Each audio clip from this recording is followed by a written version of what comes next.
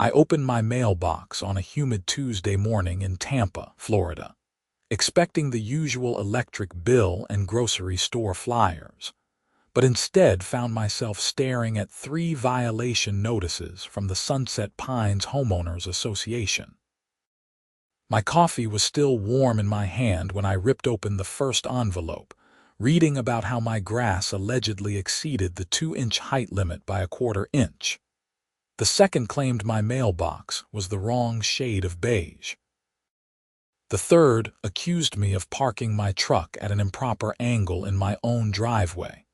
My name is Xavier, and I had lived at 4782 Magnolia Court for exactly 8 months. I bought this modest 3-bedroom ranch house with my savings from working construction management, looking forward to a quiet life after years of apartment living. The neighborhood seemed perfect during my walkthrough, with palm trees lining the streets and friendly neighbors who waved as I moved in.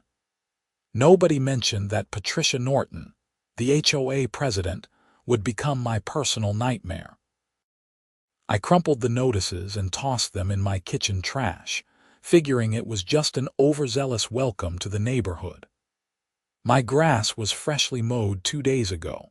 My mailbox was the exact color specified in the community guidelines I had reviewed, and my truck was parked perfectly straight. I snapped photos of everything with my phone, just in case, then headed to work thinking the whole thing would blow over.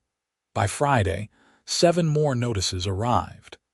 I stood in my living room that evening, spreading them across my coffee table like some demented poker hand.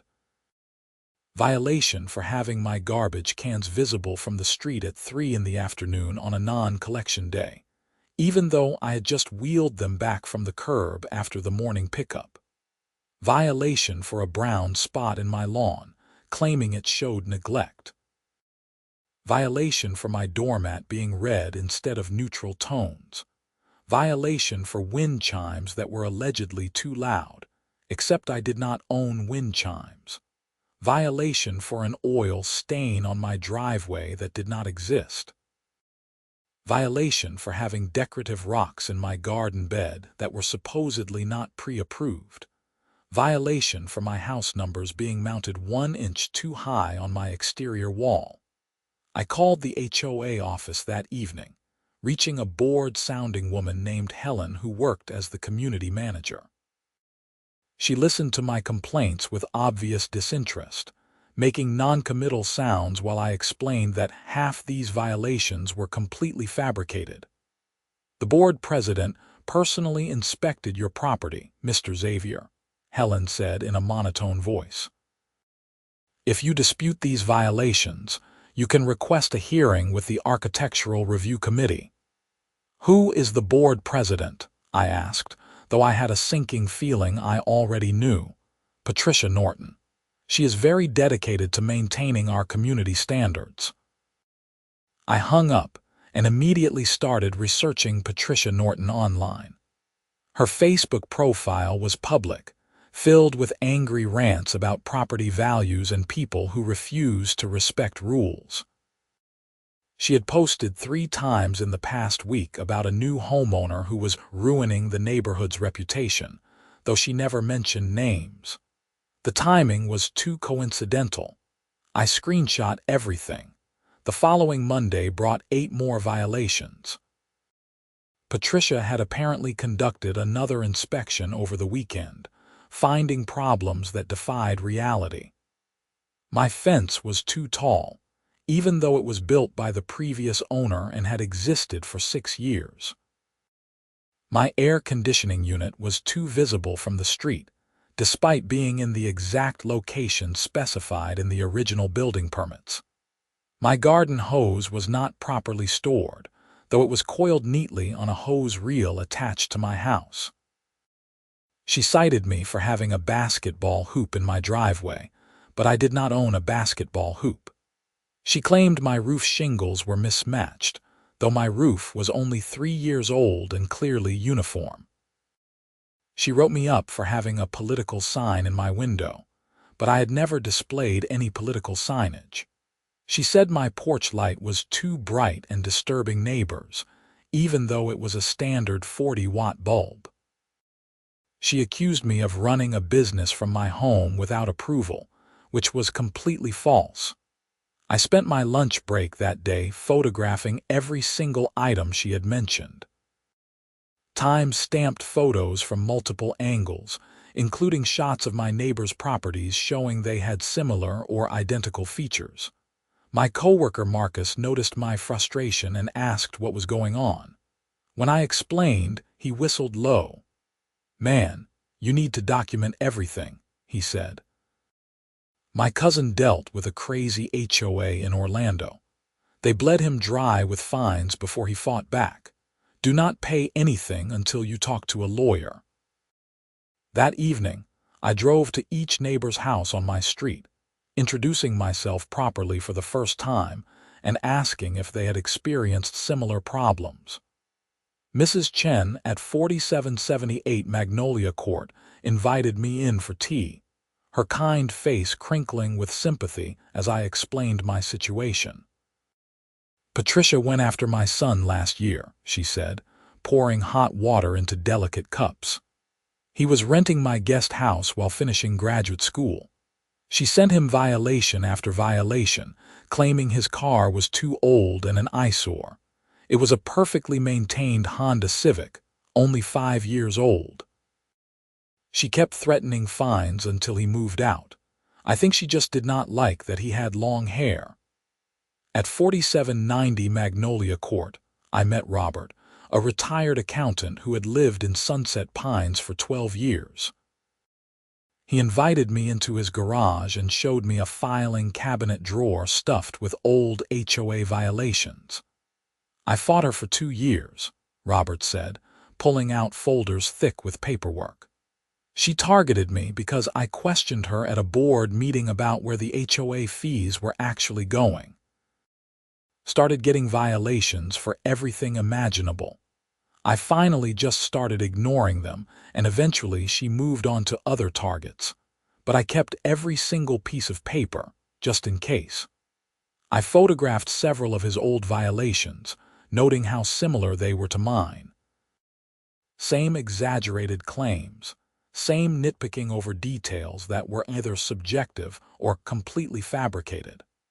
Robert gave me the contact information for an attorney named James Fitzgerald, who specialized in HOA disputes. By the end of the second week, my violation total had climbed to 22. Patricia was now inspecting my property daily, according to the timestamps on her notices. She cited me for leaving my garage door open during daylight hours while I was working in my garage. She claimed my water meter was leaking and creating runoff, though the water company had just inspected it and found no issues. She said my trees needed trimming because they overhung the sidewalk by 3 inches, though they had been professionally trimmed 1 month ago and were well within city regulations. She accused me of having an unauthorized pet because she heard barking, but I did not own any pets. The barking came from the neighbor's dog 3 houses down. I called James Fitzgerald's office and explained my situation to his paralegal. She scheduled me for a consultation that Friday afternoon. His office was in a sleek building in downtown Tampa, with floor-to-ceiling windows overlooking the bay.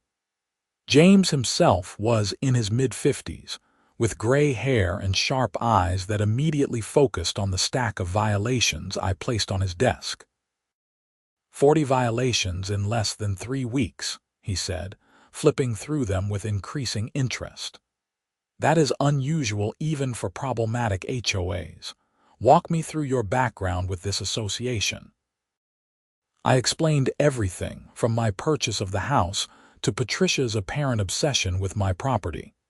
James took notes, occasionally stopping me to ask clarifying questions about specific violations or the HOA's governing documents. "Have you paid any fines yet?" he asked. "Not a cent." I knew something was wrong from the start. "Good. That is very good." James leaned back in his chair, tapping his pen against the desk. What we have here is a clear case of selective enforcement and harassment. The fact that many of these violations are demonstrably false gives us additional leverage.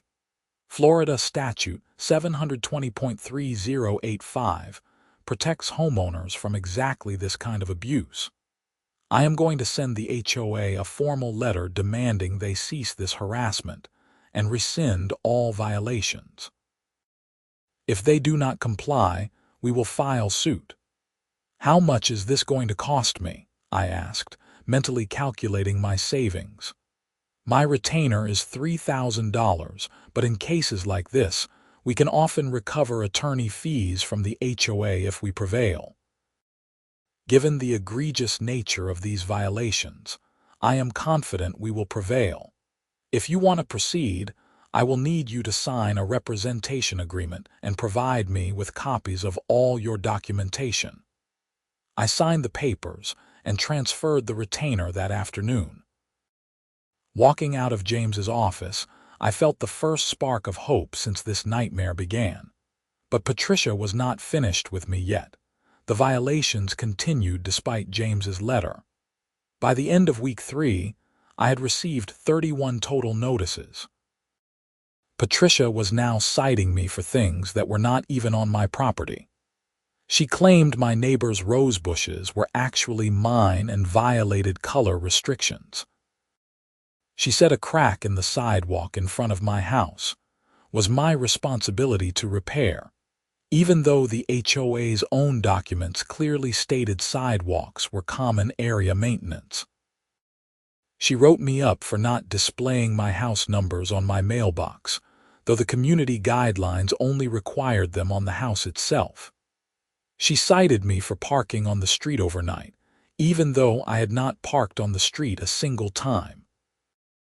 She accused me of creating excessive noise at night, claiming I ran power tools at midnight, which was absolutely insane because I was always asleep by 10:30.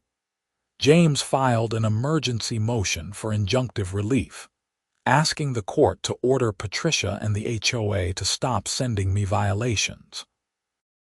The hearing was scheduled for 2 weeks out, in front of Judge Michael Richardson at the Hillsborough County Courthouse. In the meantime, James advised me to continue documenting everything and to not engage with Patricia directly. That advice became harder to follow when Patricia started showing up at my house. The first time was on a Saturday morning when I was washing my truck in the driveway. I looked up from scrubbing the wheel wells to find her standing at the edge of my property, clutching a clipboard and staring at me with narrowed eyes. Patricia Norton was exactly what I had imagined based on her Facebook photos. Mid-50s, with aggressively blonde hair cut in a severe bob and angry lines around her mouth that suggested she frowned far more than she smiled. She wore white capri pants and a floral blouse, with expensive-looking sunglasses perched on her head. "You are using too much water," she announced without preamble. "The community has water conservation guidelines." I straightened up, keeping my voice level. "I am washing my vehicle on my property. There are no restrictions on that in the HOA documents. I am making a note of this." She scribbled something on her clipboard. "Your truck is also dripping soap onto the street, which is a violation of environmental standards. The soap is biodegradable, and it is draining into my yard, not the street." She ignored me, writing more notes. "I also noticed your mailbox flag is broken. That needs to be repaired within 48 hours. I glanced at my mailbox. The flag was not broken. It was working perfectly fine. There is nothing wrong with my mailbox. Failure to comply will result in fines." Patricia turned and walked back to her white Lexus SUV parked across the street. She sat there for another 20 minutes, watching me finish washing my truck, occasionally making notes on her clipboard. I immediately went inside and emailed James a detailed account of the encounter, including photos I had taken of Patricia's car parked outside my house. He responded within an hour, advising me to call the police if she showed up again and refused to leave. She showed up again the next day. And the day after that. By the end of the week, Patricia had visited my property 6 times, always finding new imaginary problems. My doorbell was too loud. My windows were too reflective.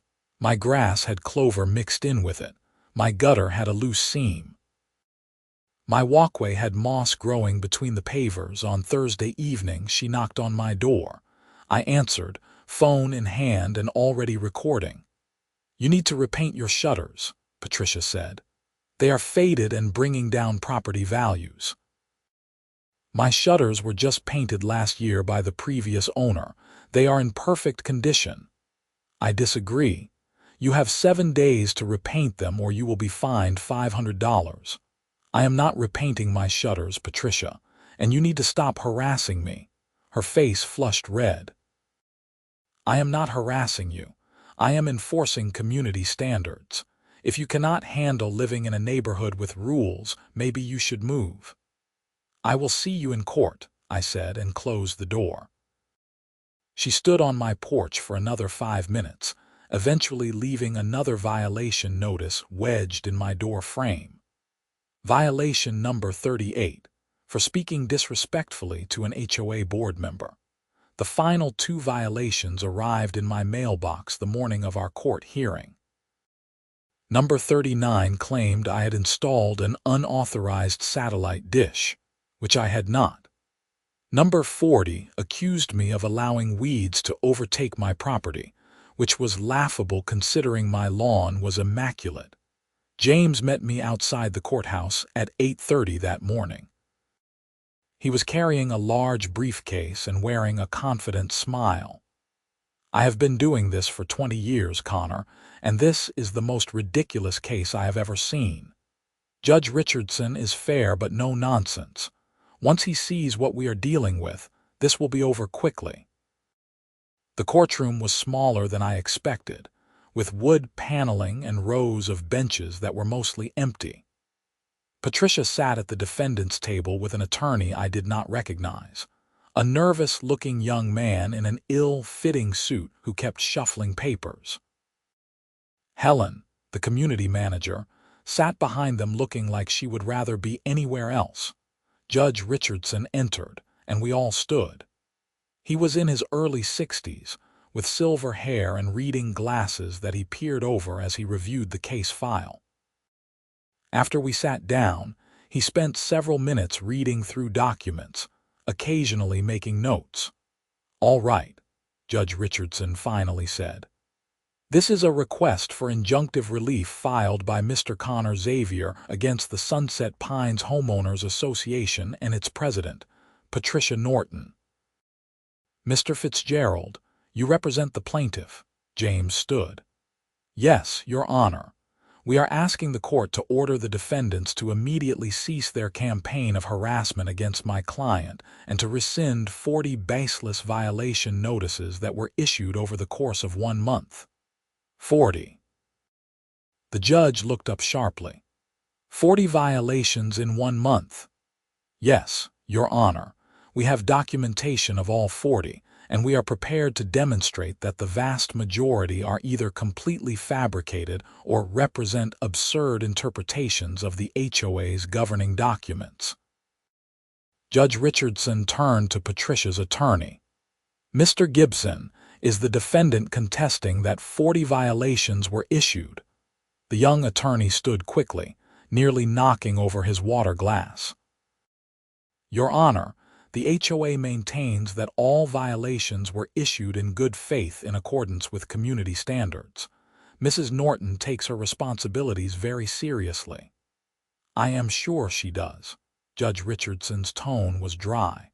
"Mr. Fitzgerald, present your evidence." James opened his briefcase and pulled out 2 thick binders, handing one to the judge and one to Mr. Gibson.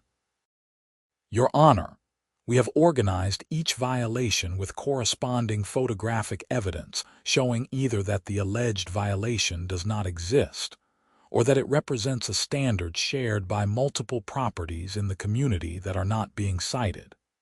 We also have evidence that Mrs.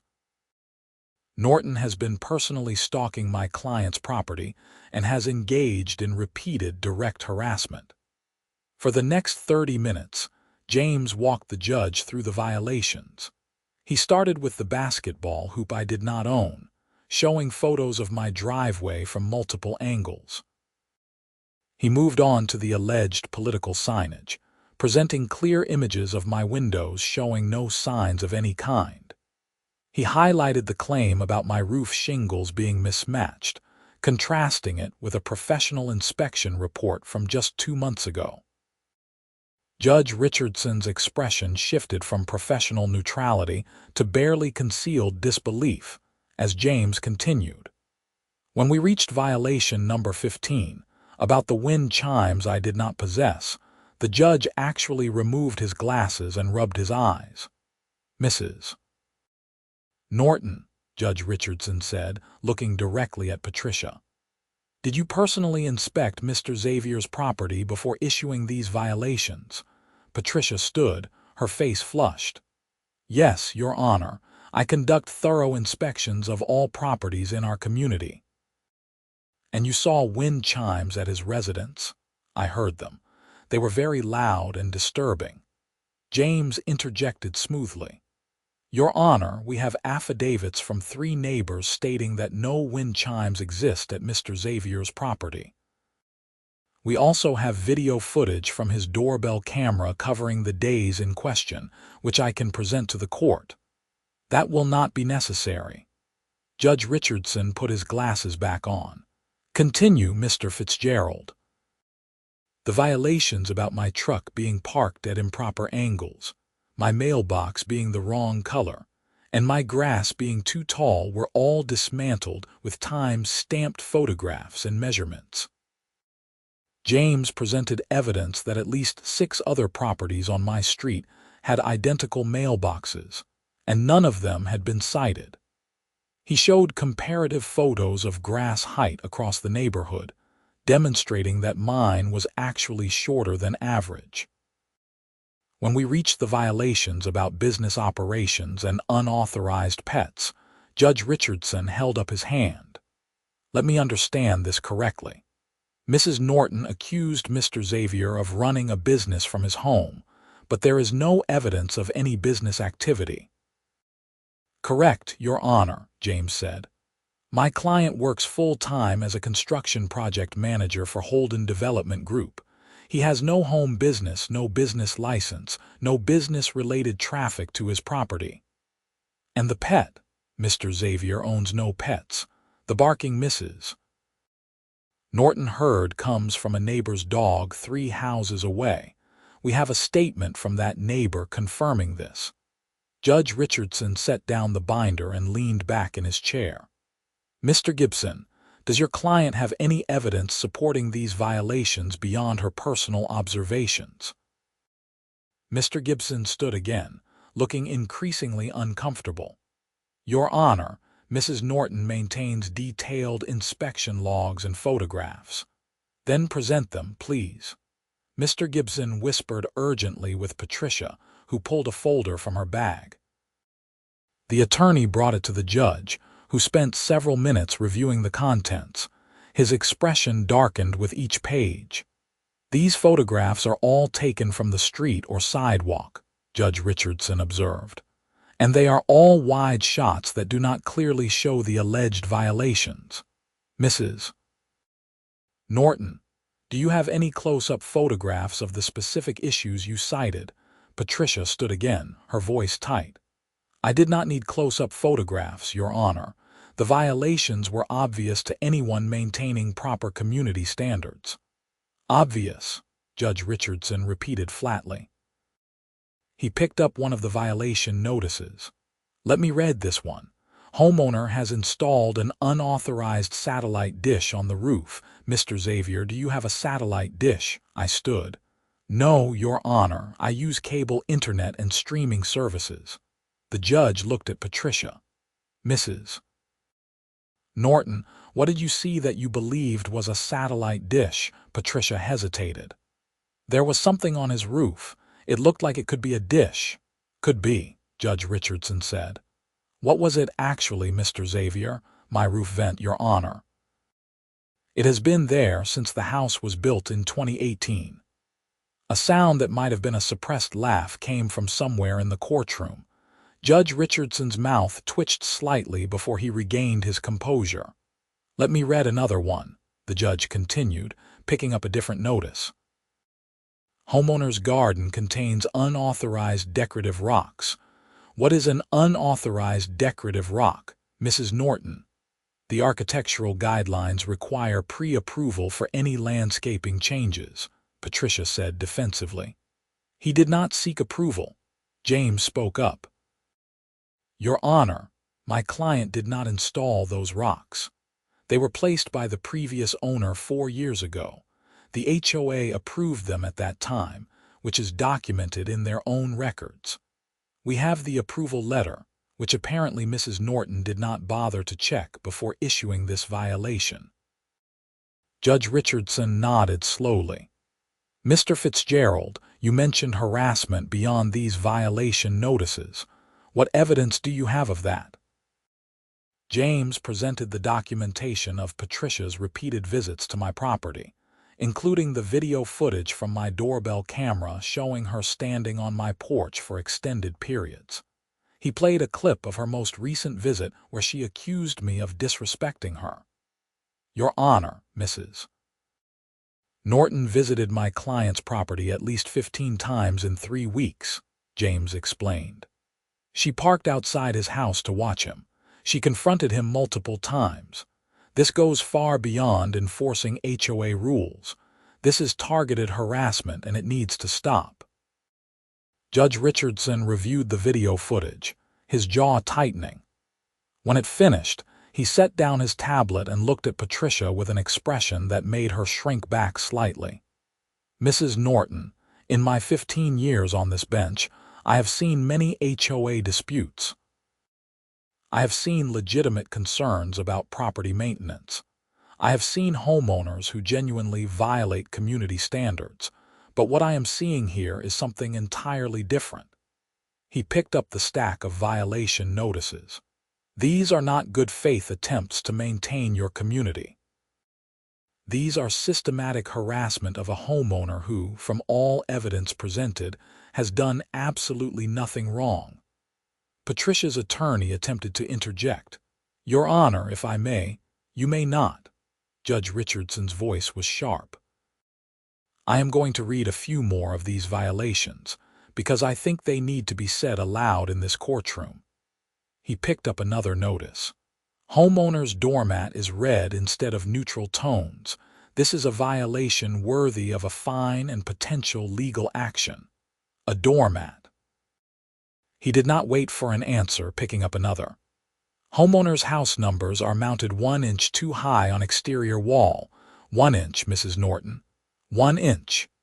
He continued through several more, reading them in a tone that dripped with disbelief.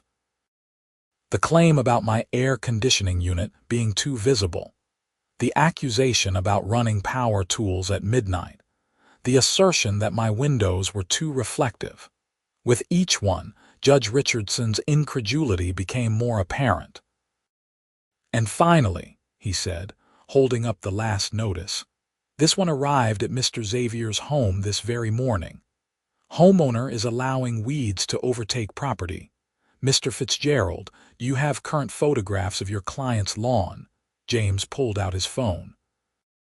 Taken this morning, Your Honor. I can send them to your clerk right now. Please do. Within moments, Judge Richardson was reviewing photos of my perfectly maintained yard on his computer screen. He studied them for a long moment, then looked at Patricia with an expression of pure exasperation. Mrs. Norton, that lawn is immaculate. There is not a weed in sight. Would you care to explain what you saw that prompted this violation? Patricia's face was now bright red. There were weeds. I saw them. Where? Near the fence line. Show me. Judge Richardson turned his monitor toward her. Point to the weeds in this photograph. Patricia stared at the screen, her mouth opening and closing. They must have been removed. This photograph was taken at 7 this morning. Your violation notice is time-stamped from yesterday at 4 in the afternoon. Did Mr. Xavier remove all these alleged weeds in 15 hours while also sleeping and getting ready for court this morning? The courtroom was completely silent. Even Mr. Gibson had stopped shuffling his papers. Judge Richardson set down the violation notices and looked directly at Patricia. Mrs. Norton, I am going to ask you a direct question, and I expect an honest answer. Why are you doing this to Mr. Xavier? Patricia's composure finally cracked. He does not fit in this neighborhood. He drives that loud truck. He does not come to HOA meetings. He does not participate in community events. People like him bring down property values. People like him, Judge Richardson repeated slowly. What does that mean exactly? Patricia seemed to realize she had said too much. I just meant that he does not care about the community standards we have worked so hard to maintain. Yet all evidence suggests he maintains his property better than most of your community. So what is the real issue? Patricia did not answer, staring down at the table. Her attorney whispered something urgent to her, but she shook her head.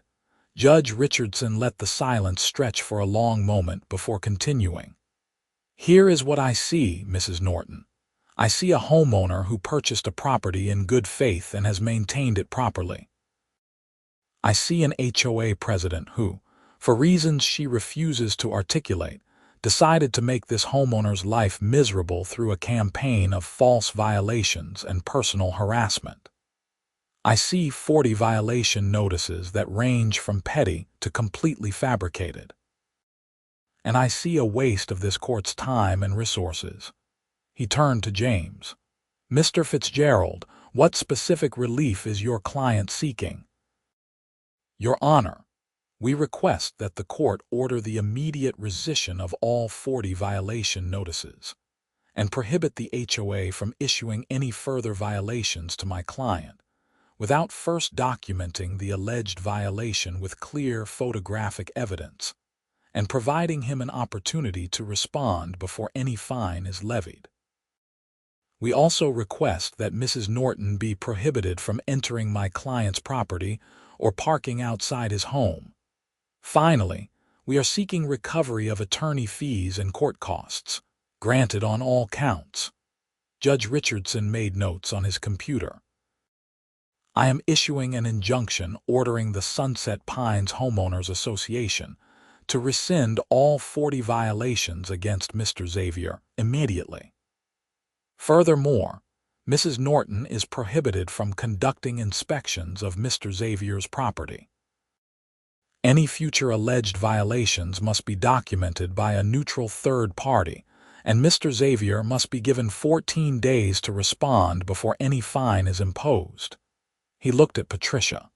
Mrs. Norton, you are to stay at least 100 feet away from Mr. Xavier's property unless you are simply driving through the neighborhood. You are not to park outside his home. You are not to approach him at community events. If you violate this order, you will be held in contempt of court. Do you understand? Patricia nodded stiffly, her face still flushed with anger and embarrassment. Regarding attorney fees, Judge Richardson continued, I am ordering the Sunset Pines Homeowners Association to pay Mr. Xavier's legal fees in full within 30 days. Mr. Fitzgerald, please submit your invoice to the court and opposing counsel. Given the egregious nature of this case, I am also imposing a sanction of $5,000 against the HOA, payable to Mr. Xavier, for the emotional distress and harassment he has endured. Mr. Gibson shot to his feet. Your Honor, that seems excessive. What seems excessive, Mr. Gibson, is 40 false violation notices in 1 month. $5,000 is generous. I could order much more. Does your client wish to appeal this decision?" Mr. Gibson looked at Patricia, who shook her head tightly. "No, Your Honor." "Good. This order is effective immediately. Court is adjourned." Judge Richardson stood, and we all rose as he left the courtroom. The moment the door closed behind him, Patricia grabbed her bag and stormed out, her attorney hurrying after her. Helen, the community manager, approached James and me with an apologetic expression. "I am so sorry about all this," she said quietly. I tried to tell Patricia that she was going too far, but she would not listen. The rest of the board has not been happy about this situation either. "Will she face any consequences from the HOA itself?" I asked. Helen glanced toward the door Patricia had just exited through. "There is already talk about calling a special election to remove her as president. This lawsuit has been a wake-up call for a lot of people.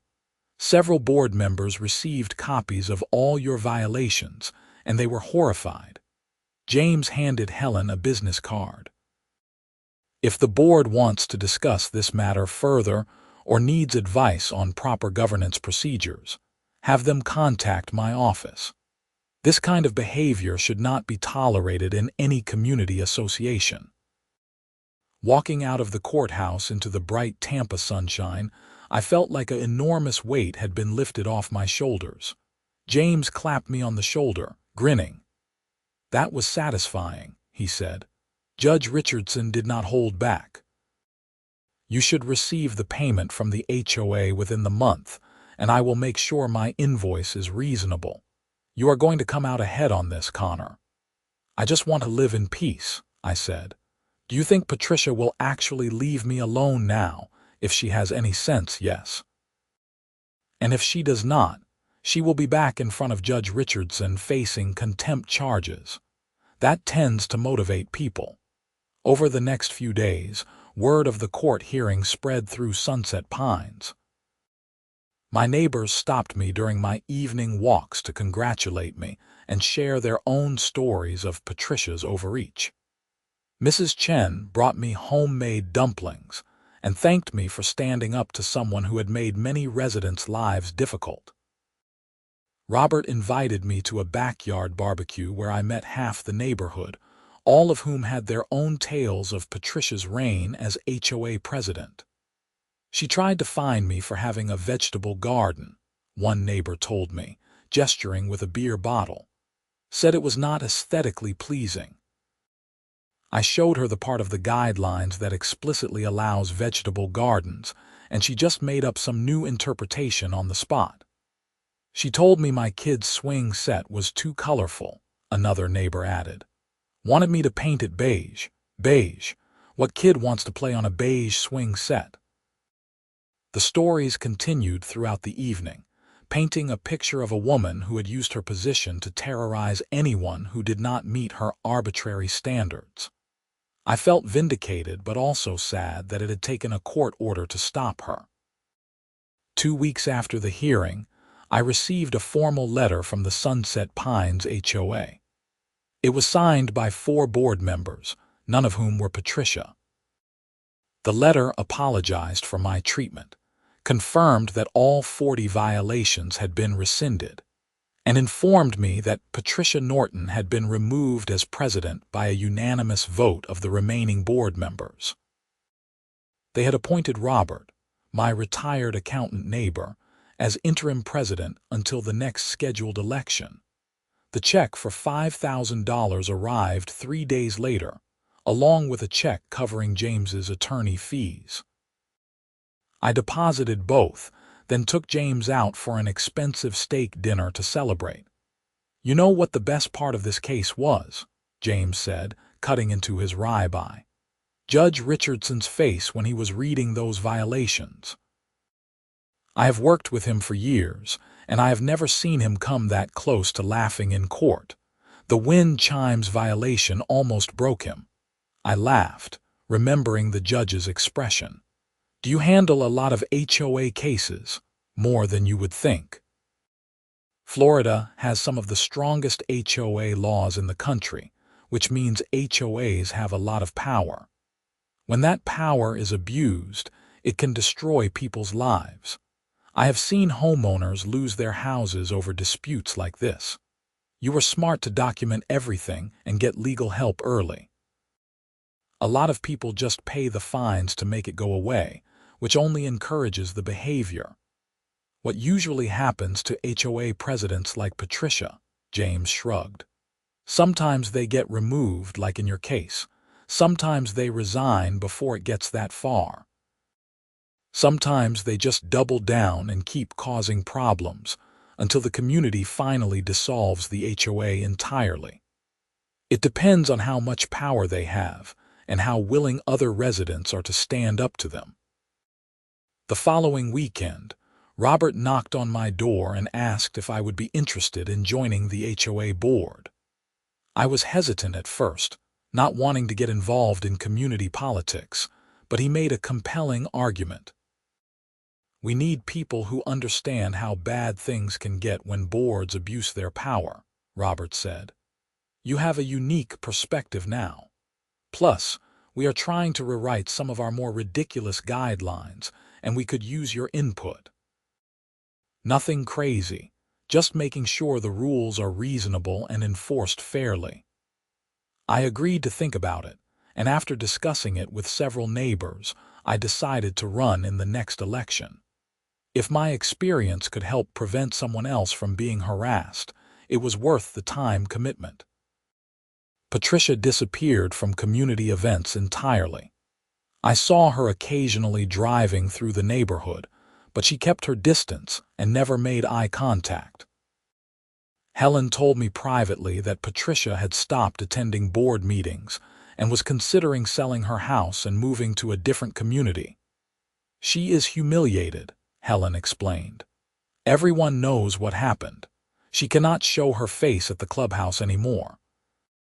Some of her friends have stopped talking to her because they are embarrassed by association. Part of me felt bad for Patricia, but mostly I was just relieved that the harassment had ended. I could come home from work without dreading my mailbox. I could wash my truck on Saturdays without someone timing me and making notes. I could park in my own driveway without measuring angles. It was the peace I had wanted when I bought the house. 3 months after the court hearing, Robert called me with interesting news. The HOA had received a formal complaint from another homeowner about Patricia's conduct.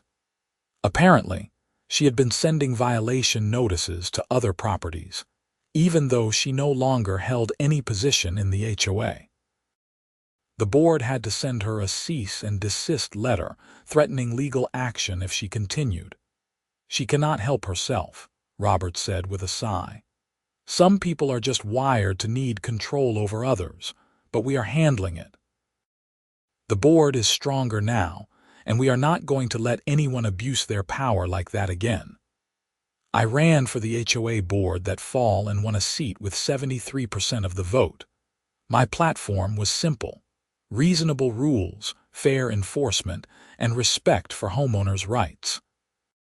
At my first board meeting, we voted to eliminate 15 of the most absurd guidelines, including the ones about doormat colors, house number placement, and the exact angle of vehicles in driveways. These rules were created to give board members power, not to genuinely improve the community, I argued. If we want people to respect the HOA, we need rules that make sense and serve a real purpose. The motion passed unanimously. We also implemented a new policy requiring all violations to be documented with clear photographs, and giving homeowners 30 days to respond before any fine was imposed. Any homeowner who received more than 3 violations in a 6-month period would automatically trigger a board review to ensure the violations were legitimate and not harassment. 6 months after joining the board, I was sitting on my back porch on a Sunday afternoon, grilling burgers and watching my neighbor's kids play in their yard. My phone rang with an unknown number. I almost did not answer, but something made me pick up. "Is this Connor Xavier?" A woman's voice asked. "Yes, who is this?" "My name is Sandra Mitchell. I live in the Oakwood Heights community in Clearwater. I am calling because my HOA is doing to me what Patricia Norton did to you. I read about your court case online, and I was hoping you could give me some advice." I sighed, but gestured to the kids to keep the noise down so I could hear. "Tell me what is happening." Sandra's story was painfully familiar. A new HOA president who had decided she did not belong in the community. Violation after violation for things that were either petty or completely fabricated. Harassment and intimidation. I listened, taking notes, and then gave her James Fitzgerald's contact information. "Document everything," I told her. "Take photos, save emails, record conversations if you are in a one-party consent state like Florida. Do not pay any fines until you have talked to an attorney. And do not give up. These people count on you being too tired or scared to fight back." "Thank you," Sandra said, her voice thick with emotion. I was starting to think I was crazy. Everyone keeps telling me to just follow the rules, but the rules do not make sense. "You are not crazy, and you are not alone. Fight back and do not let them steal your home and your peace." After I hung up, I sat there for a while, thinking about how many people were probably dealing with similar situations across Florida, across the country. HOAs were supposed to protect property values and maintain community standards, but too often they became tools for petty tyrants to exercise control over their neighbors. That evening, I started working on a website. Nothing fancy, just a resource page with information about homeowner rights, red flags for HOA abuse, and a list of attorneys who specialized in HOA disputes. I shared it in a few online forums, and within weeks, I was getting messages from homeowners all over Florida thanking me and asking for advice. Patricia Norton sold her house in Sunset Pines 8 months after the court hearing. I heard through the neighborhood grapevine that she had moved to a different community in Sarasota and was already butting heads with that HOA board. Some people never learn. As for me, I served 3 years on the Sunset Pines HOA board, helping to transform it from a source of stress into something that actually benefited the community. We used HOA fees to improve common areas, organize neighborhood events that people actually wanted to attend, and address genuine maintenance concerns. Violations dropped by 80%, not because standards fell, but because we focused on real issues instead of manufactured problems. When my term ended, I stepped down but stayed involved in HOA reform advocacy. I testified at the Florida State Legislature twice in support of bills that would increase transparency in HOA governance and make it easier for homeowners to challenge improper violations. One of those bills eventually passed, creating a streamlined arbitration process for HOA disputes and imposing penalties on HOA boards that engaged in harassment. My house remains my sanctuary. The grass grows to exactly the right height, not because I am afraid of violations, but because I take pride in my property. My mailbox is whatever color I want it to be. My truck parks at whatever angle is convenient. And when I come home from work each day, I do not dread my mailbox because I know that the nightmare of Patricia Norton and her 40 fake violations is over. Sometimes I think about that morning in Judge Richardson's courtroom, watching him read violation after violation with increasing disbelief. The way his voice dripped with sarcasm when he asked about the doormat and the 1-inch height difference. The moment Patricia's face turned bright red as she realized she had lost. The satisfaction of hearing him grant everything we had requested. That judge did not just laugh at those 40 violations. He laughed at the entire absurd system that had allowed someone like Patricia Norton to weaponize petty rules against a homeowner who had done nothing wrong. And in doing so, he gave me back my home and my peace of mind. Living in an HOA does not have to be a nightmare. With reasonable people making reasonable rules and enforcing them fairly, it can actually enhance a community. But it requires vigilance, documentation, and a willingness to stand up to bullies who hide behind clipboards and governing documents. I still live at 4782 Magnolia Court in Tampa. My neighbors are my friends. My property is well maintained because I care about it, not because I fear fines. And if I ever get another HOA violation notice, I know exactly what to do, but I do not expect to get any. The new HOA board under Robert's leadership has been fair and reasonable, focusing on actual problems rather than manufactured ones.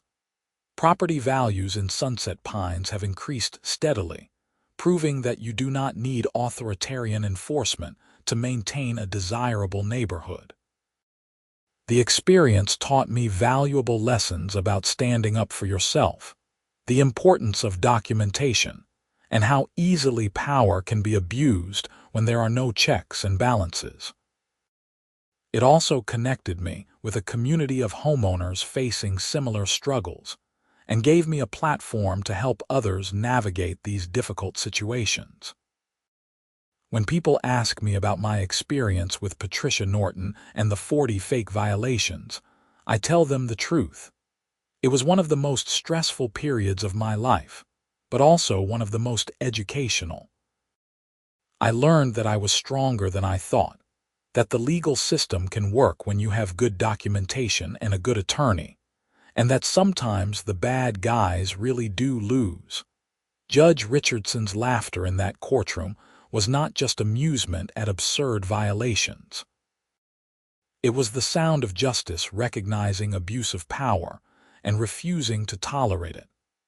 That laughter echoed through the Sunset Pines community, emboldening other homeowners to speak up about their own experiences, and ultimately leading to real change in how our HOA operated.